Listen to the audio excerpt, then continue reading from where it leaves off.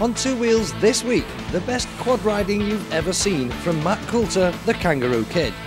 Richard Hammond checks out the VFR 400. And we look at two second-hand scooters. And stunt rider Neil Porter explains how to do a donut and how he does this.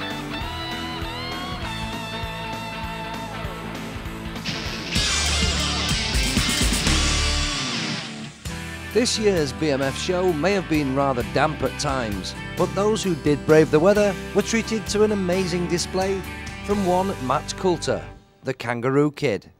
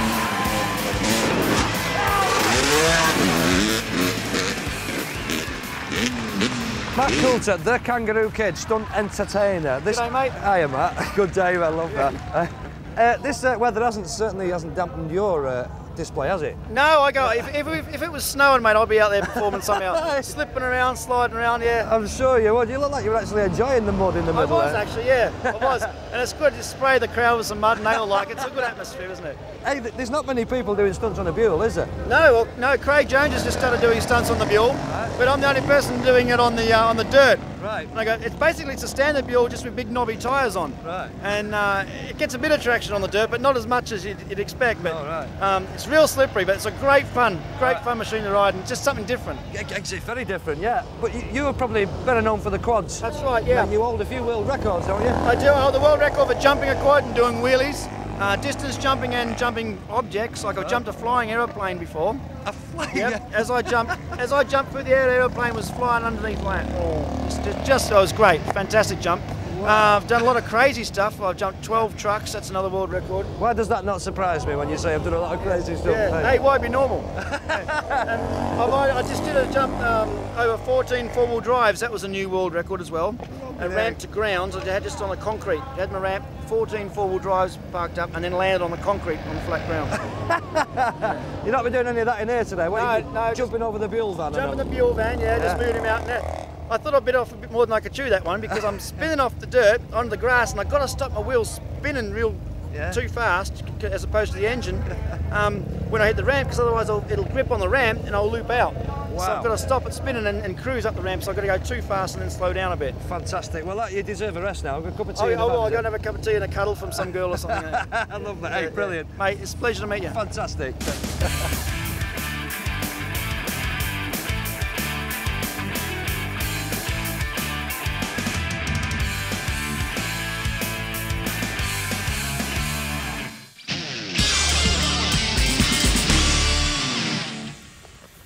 Right, bad gag time. You're going to need some matches.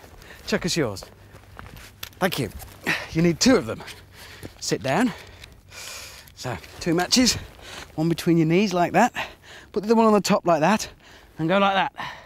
Now you know what it feels like to be an elephant riding a scooter. Or a fully grown adult riding a Sports 400. Such as this. Oh, It's actually the VFR 400R, the NC30 from Honda. It was the first of the proper sports 400s to hit these shores back in the very beginning of the 90s, maybe the very last year or so of the 80s. It was really pretty exclusive and expensive then, since which there's been loads of 400s launched. They actually brought this one in officially, then they went grey, then there's a whole load of grey imports. This, though, is probably still the only one that has a V4 engine. It's huge fun, and we're going to play on it. I feel huge. It makes you feel like Monster Man. I feel like John Wayne climbing onto a little tiny pony.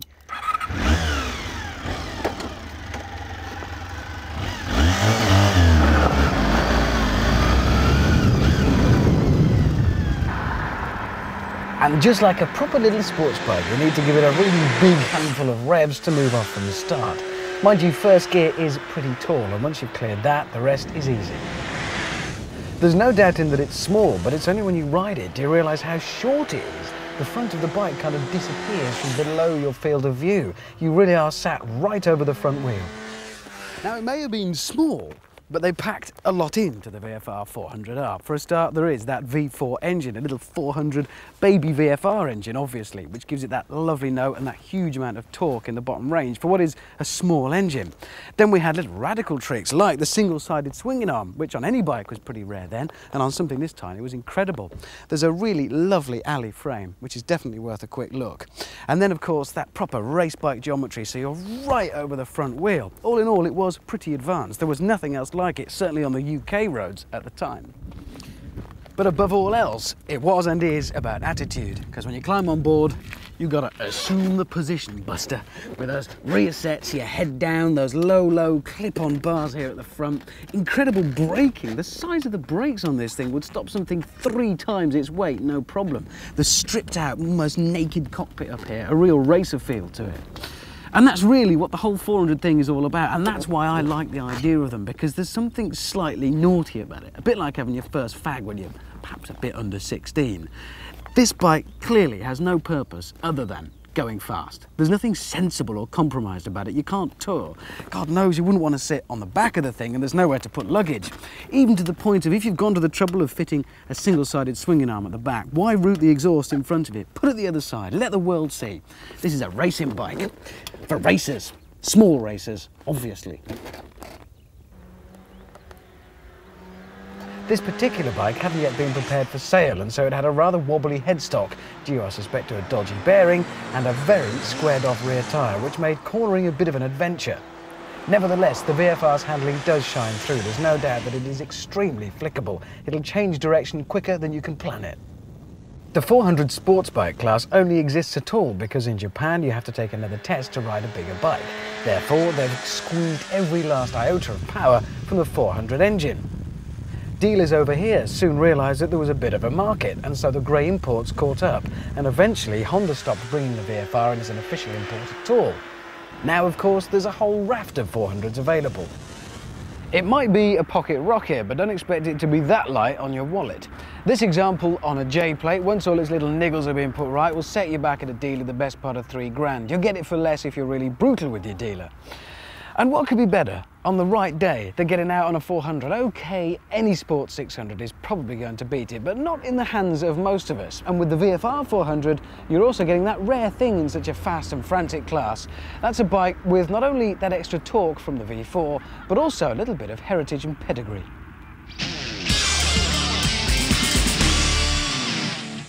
We all own two-wheelers for different reasons. There are your sports bike owners who ride big, powerful, high-performance machines and then go around ripping up the tarmac. There are your tourers on your Goldwings and your Pan-Europeans and the like, load themselves up with luggage and tour across the world, see the world on your bike. And there are people who ride machines like this one here, the giant scooter, as they're being called now. Loads of them about these days. You've got your Majesties, your Foresights, Piaggio's X9, of course, Suzuki's Bergman. And this is one that's been out a little while now. It's a Honda Pantheon, second-hand one this. And we were going to feature another scooter today, but my friend Wayne has disappeared on it somewhere because the other scooter has an X after its model name, which means it's got slightly off-roady looks. So he's probably around here somewhere ripping up the dirt.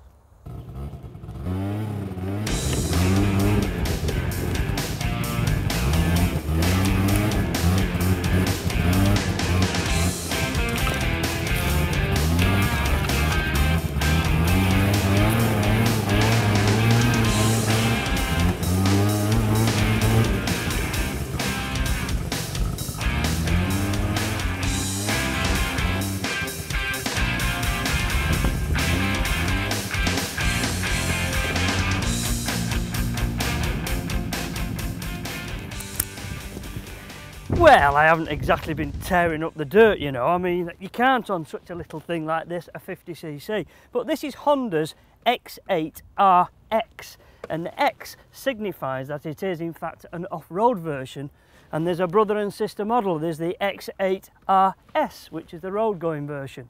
Truth is, the difference is very minimal. In fact, a high front mudguard like that on the front and some little knobbly tyres. But I tell you what, you can't half have a lot of fun on 50cc scoots.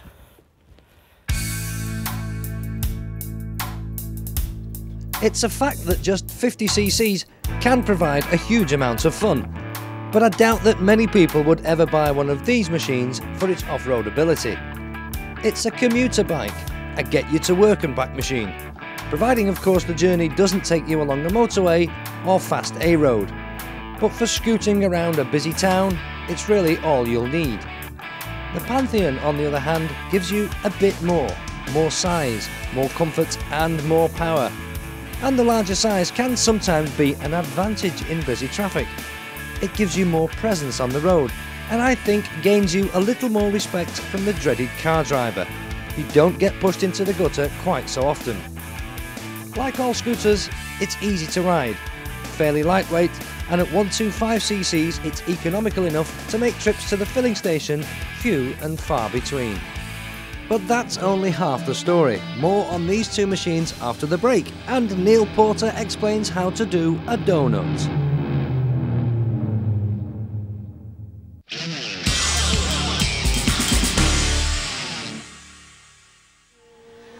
There's no such thing as a new stunt, but many of us can't even perform the old ones. Of course, there are wheelies, stoppies and burnouts. And recently, Claire met up with stunt rider Neil Porter and asked him to explain how he does a donut. Donut, yeah. Donut, basically. Easiest way to do a donut. A lot of people can stand there and just do a normal burnout. Yeah. To get the donut going, you basically stand up off the seat. Do not sit down on the seat because you need all your weight, as much weight as you can, forward off the front of the bike.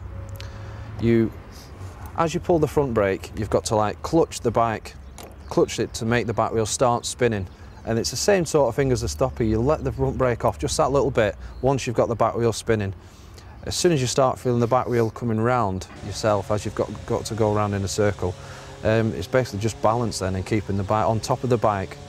Keeping control of the bike all the time. It's easy then. Balance is obviously yeah, you need quite a bit of balance for that one, yeah. But same again, a lot of practice, you've got the knack of it straight away after that. You just looked too cool before when I saw you, and you kind of like going around in a circle with your arms folded. What's going on there? That just looked too cool. That's an easy stunt again. Yeah, I'll take your word for that. Oh, yeah, it might look easy, but it's not. But I mean, that's an easy stunt, I'd say. But it's slow. It's easy to learn. If you fall off, you can't even sprain your ankle. You know what I mean? It's so slow, but it's very impressive. People look at it and they're just like wondering why are you still staying on the bike and going around in circles with not holding onto the bars. A lot of it is to do with the back brake. Yeah. If you've seen me doing it before, I had my foot over the back brake all the time. So what are you doing? Just kind of like... You've got to hover on the back brake, yeah. If you let go of the back brake, as whilst you're going around the circle, it widens. So if you feel yourself going over too far, let go of the back brake. It's reverse really. If you feel yourself you're going to fall off, normally you would hit the back brake. You've got to reverse it. If you feel as though you're going to fall off, let go of the back brake and it brings you back up again. If you hit the back brake, it takes you back in a bit more, and that's all to do with balance again. It takes a bit to get the grip of that one, but once you've got it, it's all right, that. Yeah. Now in the freestyle section, obviously that's where you kind of really go out and impress the crowd. Do you have a kind of favourite stunt or something you're gearing up for in the future? Yeah, my favourite stunt at the moment is obviously sat over the handlebars. But a lot of people are doing that now, but the main attraction one is the rail at the back of the bike. There's like 4 people in the country that can do that in England. Pretty impressive. Yeah, that's the most impressive sparks stunt going. Flying always look good. Yeah, it is the sparks. Yeah, it's like but I'll have it mastered shortly. You'll have to get yourself some fireworks coming out the back of your bike. I need I need some flares. Yeah. Now that you're obviously an aspirational kind of figure out there, loads of people are going to want to watch you and think, I want to do that. Yeah. How can people get started? I mean, obviously a very expensive hobby to get into, but how do they get started? We're running a stunt school. If people want to come and try it, they can come down. But to be a stunt instructor, What's that? To be a stunt instructor, you need one of these.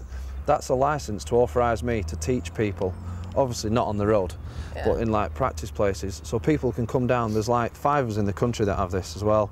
We all ride for the Street Fighters and Straight Line Promotions. We'll be running stunt schools in the evenings as well as weekends. So if anyone wants to learn, I'm sure you'll have a great interest in that. they can come down, yeah. If they get in touch with Street Fighters, they will be advertising it shortly anyway, and they can come down at different events maybe and learn. We can teach them. Well, I'm sure people can get into it. Yeah, I'm sure you'll have a lot of interest in that, and I'm sure we'll see a lot more of you in the future now. Yeah, you will do. Cheers. So let's tell you a little bit more about this big blue Honda Pantheon here. 125cc liquid cooled 2-stroke motor, which means it's quite good off the mark. It picks its feet up quite well. It's good for about 65 miles an hour, which is plenty enough for keeping up with traffic on a decent dual carriageway or even a busy A road.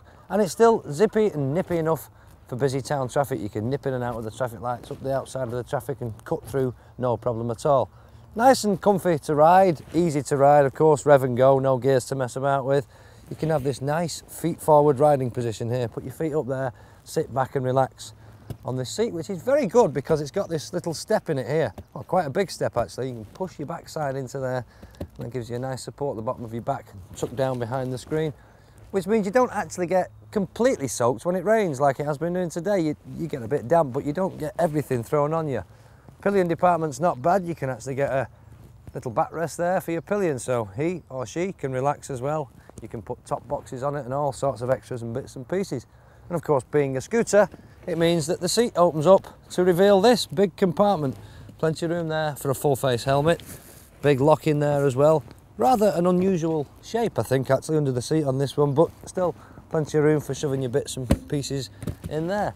And this, only a scooter, yes, but it's got CBS on it, which we all know about now. Nothing new there. Combined braking system. So when you pull one brake lever, it operates both brakes at the same time. But as I say, it's not exactly... Excuse me. You are not the only gentleman with a unique braking system, because in fact this particular scooter that I'm with has got WCBS, Wayne's combined braking system, which involves pulling both back and front lever at the same time. Unique? Nah, just good brakes in actual fact. Simple left lever activating the rear brake, which is a disc, making it very, very efficient. And on the front, as all scoots seem to have nowadays, it's got a disc brake on the front as well. But both discs combined together make it very, very good for stopping. And as the thing only travels at around 45 miles an hour, it doesn't take a lot of stopping, but it's nice to know that, and reassuring that I'm pulling the levers hard, you can stop quickly. The overall shape and size of this thing is entirely different to Paul's Pantheon. I mean, it's an awful lot smaller, but it is very, very stylish. You can see that. In fact, it's not dissimilar to Peugeot's version, the Speedfight, and that in actual fact is one of the biggest selling scooters of all time in this country. Now, the difference between this and Paul's is such as the capacity of, say, under the seat here, because this particular seat is like all scooter seats. It's limited in its space because it's only a small bike, but it does have the advantage of being able to fit a full face helmet under the seat, and not a lot of them can do that, so there's quite a nice feature. Standard 2-stroke principle where you put your 2-stroke oil in here, petrol in under the seat and so on. It does come with a toolkit, which is quite a good thing, and not all of them do that, so this full comprehensive toolkit does enable you to work on your bike, and when you finish working on your bike, there's something to clean your nails with if you've got dirt underneath your nails. Oh, think of everything, these fellas, don't they? I'm not sure that's quite the right tool for doing your nails, but the fact is you won't need a great big toolbox for a scooter like these. They're very low maintenance, and providing you keep the 2-stroke oil topped up, then there really isn't very much to go wrong. Most modern scooters these days seem to have the emphasis on style rather than the technical things. They're all basically the same underneath, and it's largely down to personal choice of bodywork, shape and colour when it comes to choosing one. This little XR8X would probably go into the section marked trendy and funky, and would maybe suit the slightly younger rider. So why is Wayne riding it? Exactly. Whereas this Pantheon is slightly more sophisticated and subtle, perhaps for the more discerning commuter. So there are lots and lots of new scooters coming out all the time, different shapes and sizes, and loads of different incentives to attract you to buy them. But don't forget, they've been around a little while now, scooters, so there's lots of decent second-hand ones on the market, well worth having a look at. Like this baby over here, you see this one? This would cost you now, brand new in the shops, just over £2,000. But this one, which has got 1,800 miles on it and it's registered on an S, will actually only cost you £1,295, and that does in fact include a performance exhaust and an ignition box change, which will cost somebody a couple of £100 before you bought it, increasing its overall value. So it's damn good value for money. In fact, you've saved a good few £100. Yeah, and you can save a good few £100 on this. This is a T-registered example, this one, again with just about 1,800 miles on its clock. This now, to put on the road brand new, would cost you just over £3,000. This second-hand example, like this, perfect condition, can cost you just over £2,000. So again, you've saved yourself a few quid. And really, if you travel to work and back or whatever into a city and you've got a bit of dual carriageway, bit of decent A road, kind of 50-mile-an-hour speed limits, really this is as fast as you ever need to go. But unfortunately, if you do live near a city whereby you have got an awful lot of dual carriageways and big swinging A roads to go on, this doing only 45 miles an hour can get a little bit tedious, a bit boring. But that's just one of those things. Which brings me to, can't I have the keys for this one? Because no, I've been on that thing. You picked I've been that one. bored. No, you picked it. There was a skateboard overtook me earlier on. There's a blinking bloke in a milk float bibbing me to get past. There's no better one. No, you picked that one. You've made your bed, lie in it now.